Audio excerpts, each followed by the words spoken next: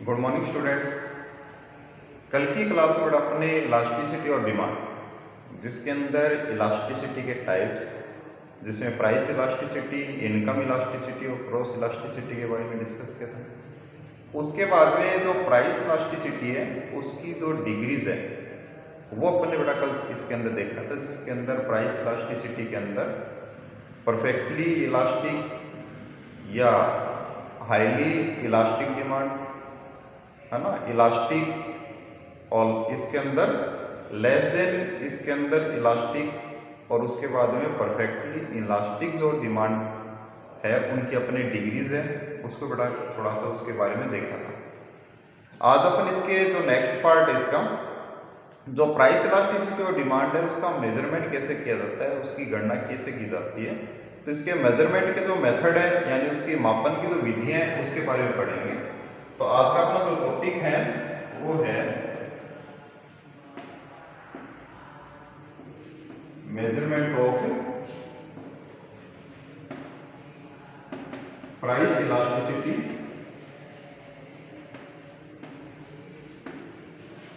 City of demand.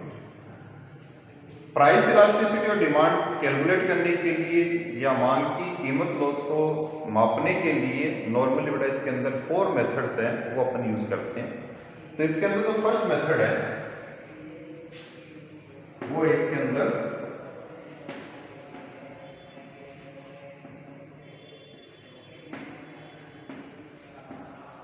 Proportionate और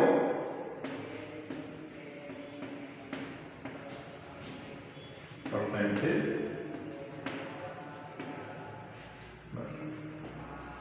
ठीक है, तो फर्स्ट मेथड बेटा कि इसके अंदर अपना प्रोपोर्शनेट और परसेंटेज मेथड। दूसरा इसके अंदर अपना जो मेथड है वो है टोटल आउटले मेथड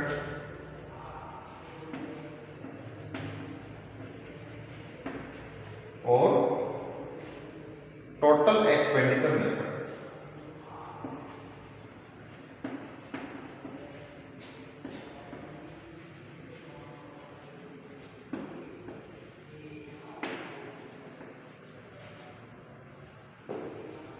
दूसरा मेथड क्या बताया इसके अंदर, टोटल आउटले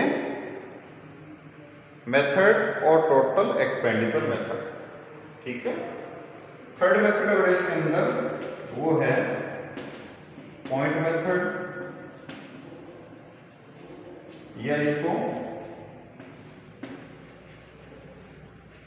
ज्योमेट्रिकल मेथड। ठीक है, यानी जो फर्स्ट और सेकंड मेथड है वो बड़ा फॉर्मूला बेसिस है और इम्पोर्टेंट भी है, यदि ज़्यादा पूछा जाता है वो इन्हीं से रिलेटेड पूछा जाता है। और एक इसके अंदर फोर्थ मेथड और भी इसके अंदर अपना है, वो है बेटा इसके अंदर आर्क मेथड।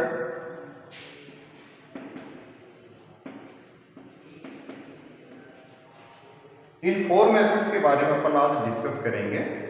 इसके अंदर देखिए मेजरमेंट ऑफ प्राइस इलास्टिसिटी और डिमांड।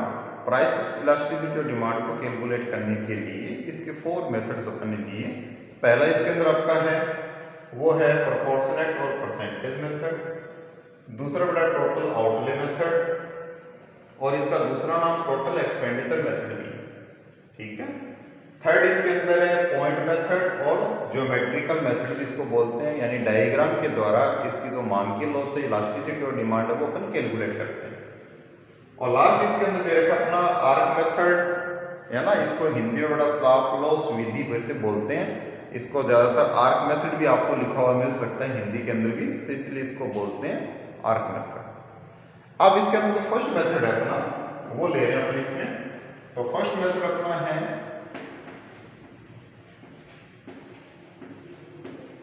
प्रोपोर्शनेट और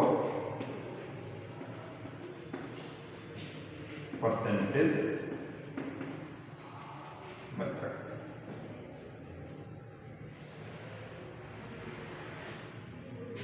This method is propounded by professor Flex, यानी इस मेथड का जो प्रतिपादन किया था प्रोफेसर फ्लेक्स ने किया था। प्रोफेसर फ्लेक्स ने मांग की लॉस यानी प्राइस इलास्टिसिटी और डिमांड को कैलकुलेट करने के लिए जो मेथड दिया है उस मेथड का नाम परसेंटेज मेथड या प्रोपोर्शनल मेथड है। इस मेथड के अंदर जितना डिमांड के अंदर चेंजेस हुआ उसको परसेंटेज में कैलकुलेट करके उसकी जो कंपैरिजन है वो अपन प्राइस के अंदर कितना परसेंटेज चेंज हुआ उससे बड़ा करते हैं और उसकी जो मांग की लॉस है वो अपन निकालते हैं। ठीक है, तो जो ये पूरा परसेंटेज मेथड है या प्रोपोर्शनेट मेथड है, ये परसेंटेज मेथड या प्रोपोर्शनेट मेथड है, ये कंपाउंडेड बाय किसके द्वारा है, ये बड़ा जो मेथड है वो किसने प्रतिपादन किया, प्रोफेसर फ्लेक्स ने किया।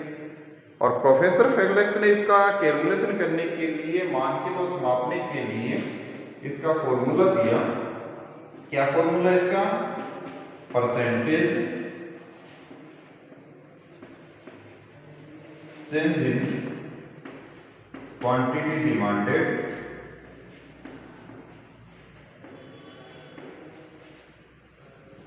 Divided by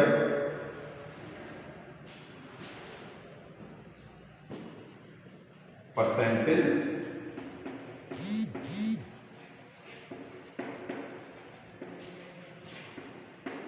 change in price, यानी जो जितना क्वांटिटी डिमांडेड के अंदर जो क्वांटिटी डिमांड की गई है उसमें जितना परसेंट चेंज आया उसको बड़ा प्रोपोर्शनेट किया जाता है, उसका परसेंटेज को कंपेयर किया जाता है कि इसकी प्राइस के अंदर कितना परसेंटेज चेंज आया, उससे उसकी इलास्टिसिटी और डिमांड है वो कैलकुलेट की जाती है। अब मान लीजिए फॉर एग्जांपल किसी भी गुड्स की जो डिमांड है उस डिमांड के अंदर मान लीजिए 20% का चेंज आया और जो उसकी जो प्राइसेस है उसकी कीमत है उसके अंदर बड़ा जो चेंजेस है वो 10% है, यानी क्वांटिटी डिमांडेड है उसके अंदर चेंजेस कितना परसेंट है, 20%। और यदि इसकी जो प्राइस है उसके अंदर 10% का चेंज आया तो इसका जो आ रहा है वो 2 आ रहा है, तो ये ग्रेटर देन 1 है ना, यानी जो इसका जो आंसर है वो 2 है, वो 1 से अबोव है। तो ऐसी कंडीशन के अंदर जो मांग की लॉस है वो इकाई से अधिक होगी, यानी हाईली इलास्टिक डिमांड या more than unitary elastic demand है वो कहलाएगी। क्यों, क्योंकि इसका जो वैल्यू है वो बेटा इसके अंदर है वो 2 है, यानी 1 से ज्यादा, यदि ग्रेटर देन 1 है तो इसके अंदर वो जो डिमांड है या इलास्टिसिटी और डिमांड है वो इसके अंदर मोर देन यूनिटरी या हाईली इलास्टिक डिमांड है वो कहलाती है।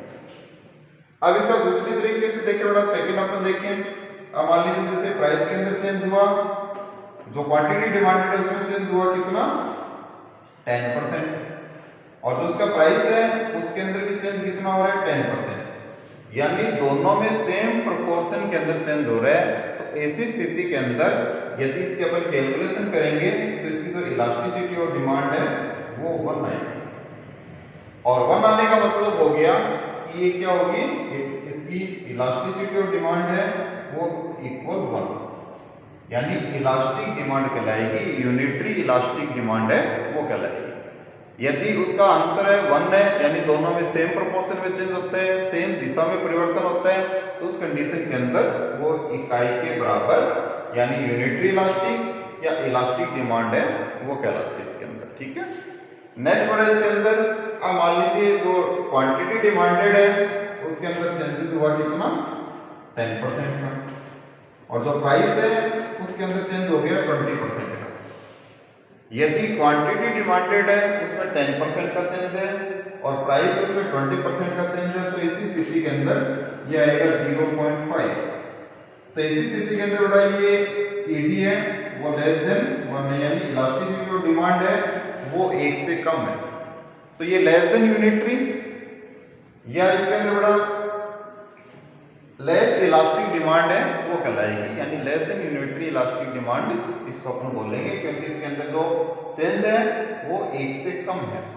ठीक है, नेक्स्ट बड़ा इसके अंदर अपना है, मान लीजिए किसी भी कमोडिटी है उसकी जो गुड्स है उसकी डिमांड है उसमें तो 20% चेंज है और उसकी जो प्राइसेस है उसमें बड़ा 0% चेंज है। यानी जो क्वांटिटी डिमांडेड है वो चेंज होके 20% से चेंज हो रही है, और जो उसकी जो प्राइस है उसमें कोई भी परिवर्तन नहीं आया, 0% चेंजेस है। तो ऐसी कंडीशन के अंदर इलास्टिसिटी और डिमांड है वो क्या होगी बेटा, इनफाइनाइट होगी इसके अंदर। तो इनफाइनाइट का मतलब हो गया परफेक्टली इलास्टिक डिमांड है वो कहलाएगी इसके अंदर। ठीक है, तो परफेक्टली इलास्टिक डिमांड के अंदर कल अपन ने ये बताया था बेटा कि कीमत में बहुत माइनर सा परिवर्तन होने की वजह से, बहुत थोड़ा सा परिवर्तन होने की वजह से उसकी क्वांटिटी डिमांडेड है वो या तो अनएक्सपेक्टेड रूप से इंक्रीज हो जाती है या एकदम डिक्रीज हो जाती है। तो ऐसी स्थिति के अंदर जो इलास्टिसिटी ऑफ डिमांड है वो परफेक्टली इलास्टिक डिमांड कहलाएगी। और परफेक्टली इलास्टिक डिमांड यानी उसके अंदर जो चेंजेस है वो इनफाइनाइट यानी अनंत रूप से हो सकता है इसके अंदर। ठीक है, नेक्स्ट वर्ड इसके अंदर अपना है कि मान लीजिए किसी भी चेंजेस की वजह से जो उसकी क्वांटिटी डिमांडेड है उसमें कोई भी परिवर्तन नहीं हुआ 0%, और प्राइस के अंदर चेंज हुआ कितना 10%। तो यदि इसके अंदर बड़ा 0% इसकी क्वांटिटी डिमांडेड में परिवर्तन हो रहा है और इसकी जो प्राइस इसमें 10% है तो इलास्टिसिटी ऑफ डिमांड है ED इक्वल टू 0। तो ये परफेक्टली इलास्टिक डिमांड है वो कहलाती है इसके अंदर। ठीक है, तो ये अपना परसेंटेज मेथड या प्रोपोर्शनेट मेथड है। परसेंटेज मेथड या प्रोपोर्शनेट मेथड है, इस मेथड को propound किया था प्रोफेसर फ्लेक्स ने। प्रोफेसर फेलिक्स ने इस मेथड को propound करने के लिए इसको कंपैरिजन किया था कि यानी जितनी भी गुड्स की जो क्वांटिटी डिमांडेड है उसमें परसेंटेज चेंज लिया जाता है और उसको जो प्रोपोर्शनेट किया जाता है उसको कंपेयर किया जाता है कि उसके प्राइस के अंदर कितना परसेंटेज चेंज आया, और उसके अकॉर्डिंग इसकी जो इलास्टिसिटी और डिमांड है वो बड़ा अलग अलग निकालते हैं। तो इसके अंदर देखिए अपनी इसकी 5 जो इसकी डिग्रीज है उसके अकॉर्डिंग इसकी इलास्टिसिटी और डिमांड है वो कैलकुलेट। तो इसके अंदर जो इलास्टिसिटी और डिमांड है वो अलग अलग कंडीशन के अंदर अलग अलग है। यदि इसके अंदर क्वांटिटी में चेंजेस ज्यादा है प्राइस में कम है तो ये बड़ा ग्रेटर देन 1 होगी। यदि दोनों में सेम प्रोपोर्शन के अंदर चेंज है तो इलास्टिक होगी। यदि इसके अंदर बड़ा डिमांड में चेंज कम हुआ है प्राइस में ज्यादा है तो इसके अंदर लेस देन यूनिटरी या लेस इसके अंदर इलास्टिक है। यदि डिमांड में 20% चेंज है और प्राइस में कोई चेंज नहीं हुआ तो इसके अंदर इलास्टिसिटी परफेक्टली इलास्टिक कहलाएगी। डिमांड में कोई चेंज नहीं हुआ प्राइस में चेंज हो जाता है तो ये इसके अंदर परफेक्टली इलास्टिक जो डिमांड है वो कहलाएगी इसके अंदर। ठीक है, तो ये बड़ा अपना फर्स्ट मेथड है, इसके अकॉर्डिंग अपने को क्वेश्चन सोल्व करने।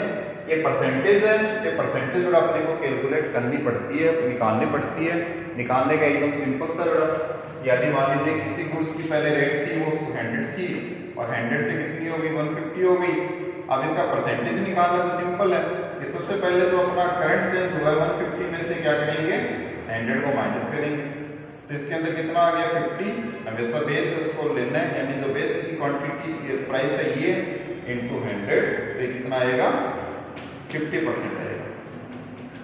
ठीक है, ऐसे बड़ा जैसे क्वांटिटी डिमांड में पहले 10 थी अब 8 हो गई, तो ऐसी स्थिति के अंदर अपन क्या करेंगे 8 माइनस 10 इक्वल टू 2 माइनस का है तो माइनस का साइन इसमें इग्नोर किया जाता है, कल भी बताया था मैंने। इसका इग्नोर करने का कारण क्या है कि जो डिमांड और प्राइस है उसके अंदर इनवर्स रिलेशनशिप होती है, नेगेटिव रिलेशनशिप होती है, इसलिए इसके माइनस के साइन को देखा नहीं जाता है। तो इसमें 2 चेंज हुआ, बेसिक क्वांटिटी और इसके अंदर कितनी थी 10 से डिवाइड किया इंटू 100, तो ये आ गया अपना 20%। तो इसके अंदर प्राइस के अंदर ये 50% ये 20% है, इसके अकॉर्डिंग अपन इसको कैलकुलेट करेंगे। ठीक है, तो ये अपना बेटा फर्स्ट जो मेथड इसके अंदर जो अपना प्रोपोर्शनेट और परसेंटेज मेथड है वो कंप्लीट होता है। अब इसका अपन सेकंड मेथड ले रहे हैं टोटल आउटले या टोटल एक्सपेंडिचर मेथड।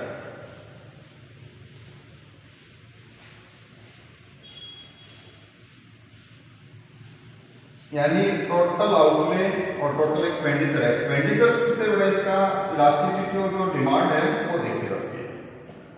ठीक है, इसके जैसे नाम से बड़ा उसको स्पष्ट हो जाता है आधी बातें। तो जैसे इसमें दे रखा है टोटल आउटले या एक्सपेंडिचर, एक्सपेंडिचर से इसकी अपन जो इलास्टिसिटी और डिमांड है वो कैलकुलेट करते हैं। तो टोटल आउटले और टोटल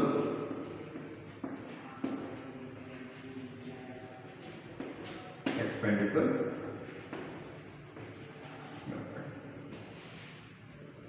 जो ये टोटल आउटले या टोटल एक्सपेंडिचर मेथड है, इस मेथड को जो propound किया था बेटा, इस मेथड को जो प्रतिपादन किया था जिसने, वो प्रोफेसर मार्शल है। यानी प्रोफेसर मार्शल ने इलास्टिसिटी और डिमांड कैलकुलेट करने के लिए, प्राइस इलास्टिसिटी और डिमांड कैलकुलेट करने के लिए टोटल आउटले और टोटल एक्सपेंडिचर मेथड है, इसको propound किया। इसके अंदर जो इलास्टिसिटी और डिमांड है बेटा, वो कैलकुलेट करने के लिए जो एक्सपेंसेस है, वो उसका डायरेक्शन देखा जाता है कि प्राइस और उसके एक्सपेंडिचर के किस डायरेक्शन में चेंज हो रहा है, किस दिशा में चेंज हो रहा है। उस चेंजेस के आधार पर अपन इसकी जो इलास्टिसिटी और डिमांड है वो कैलकुलेट करते हैं इसके अंदर, ठीक है। तो जो टोटल आउटले या टोटल एक्सपेंडिचर है, टोटल आउटले और टोटल एक्सपेंडिचर मेथड के अंदर उसका जो एक्सपेंडिचर है, उसका जो किस दिशा के अंदर परिवर्तन हो रहा है, किस दिशा में अगर वो चेंज हो रहा है, उसके आधार पर अपन इसको देखते हैं। तो इसके अंदर जो मांग के लॉस है बेटा, वो 3 प्रकार की जो इलास्टिसिटी और डिमांड है वो देखी जाती है। यानी मोर देन यूनिटरी, इकाई से अधिक। सेकेंड इसके अंदर यूनिटरी यानी इलास्टिक डिमांड जिसको आप बोलते हो, और लेस देन यूनिटरी यानी इकाई से कम। इन तीनों प्रकार की जो मांग की लॉस है उसके अपन इसके अंदर तुलना करते हैं। यानी किस किस की करते हैं, मोर देन यूनिटरी या इक्वल टू यूनिटरी, उसके बाद में नेक्स्ट इसके अंदर लेस देन यूनिटरी, ठीक है। अब जो सबसे पहला इसके अंदर यानी जो मोर देन यूनिटरी है, इकाई से अधिक है, तो इसके अंदर ये देखा जाता है कि जो अगर किसी भी गुड्स की या किसी भी कमोडिटी की यदि प्राइस में चेंज होता है, यानी उसकी कीमत है वो डिक्रीज हो जाती है, उस सिचुएशन के अंदर जो उसका टोटल एक्सपेंडिचर है वो इंक्रीज होता है, ठीक है।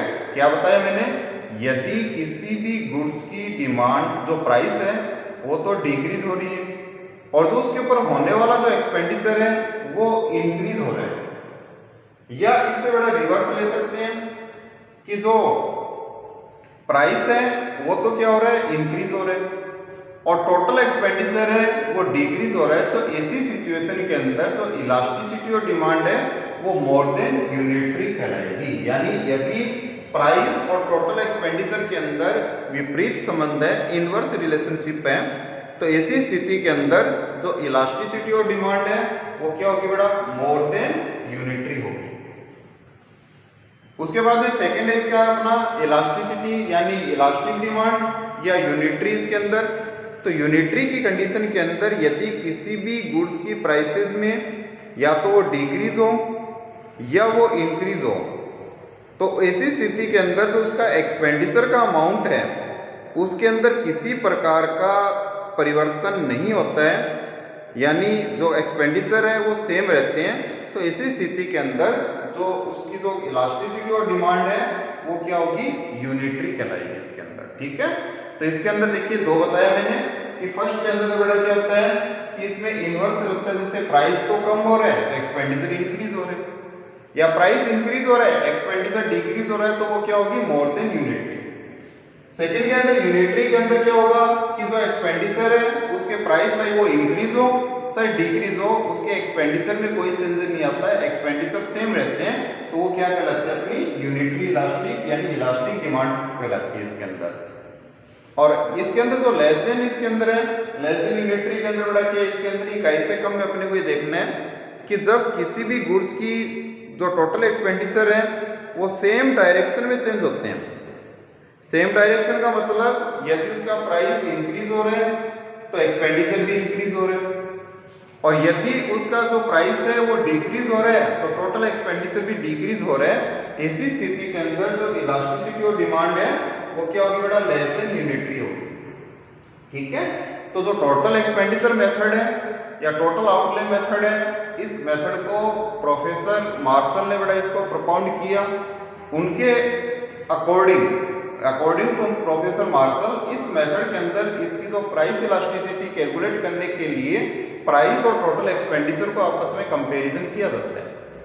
यदि इसके अंदर विपरीत डायरेक्शन के अंदर इनवर्स रिलेशनशिप लिए हुए अगर इसमें चेंजेस है तो मोर देन यूनिटरी, यदि एक्सपेंडिचर में कोई चेंजेस नहीं आ रहा है तो ऐसी स्थिति के अंदर यूनिटरी, और सेम डायरेक्शन के अंदर यदि चेंजेस हो रहा है तो ये लेस देन यूनिटरी इलास्टिसिटी और डिमांड है वो इस मेथड के द्वारा कैलकुलेट की जा सकती है। इसको बेटा अपन एक टेबल के द्वारा भी शो कर सकते हैं। तो इसके लिए अपन एक टेबल ले रहे हैं, उस टेबल के द्वारा इसको और अधिक एक्सप्लेन कर सकते हैं।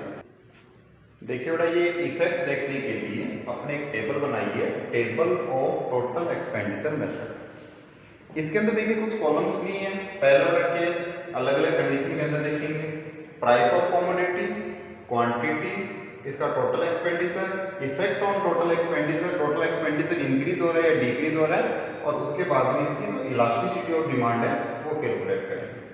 सबसे पहले इसके अंदर केस फर्स्ट में लेते हैं अपन, जैसे केस ए के अंदर किसी भी कमोडिटी की जो प्राइस था बेटा वो 10 रुपीज थी पहले, और 10 से क्या हो गई 5 हो गई। तो जो प्राइस है वो क्या हो रही है, डिक्रीज हो रही है। इसकी जो क्वांटिटी डिमांडेड है पहले 40 थी, अब कितनी क्वांटिटी डिमांडेड होगी बेटा इसकी 80 होगी, यानी प्राइस डिक्रीज होने की वजह से इसने अपनी जो क्वांटिटी डिमांडेड है वो इंक्रीज कर दी। अब ऐसी स्थिति के अंदर देखिए इसको अगर अपन इससे टोटल एक्सपेंडिचर काउंट करें तो 10 रुपीज इसकी प्राइस है, 40 क्वांटिटी परचेज कर रहे हैं, डिमांड कर रहे हैं, तो इसका एक्सपेंडिचर हुआ वो 400। फिर 5 रुपये प्राइस अकॉर्डिंग इसको 80 कर रहे हैं, तो ऐसी स्थिति के अंदर बेटा इसकी जो हो जाएगी वो भी 400 है। तो एक्सपेंडिचर है वो क्या बेटा इसमें सेम है, इक्वल है। ठीक है, तो यहां क्या लिखेंगे अपन, टोटल एक्सपेंडिचर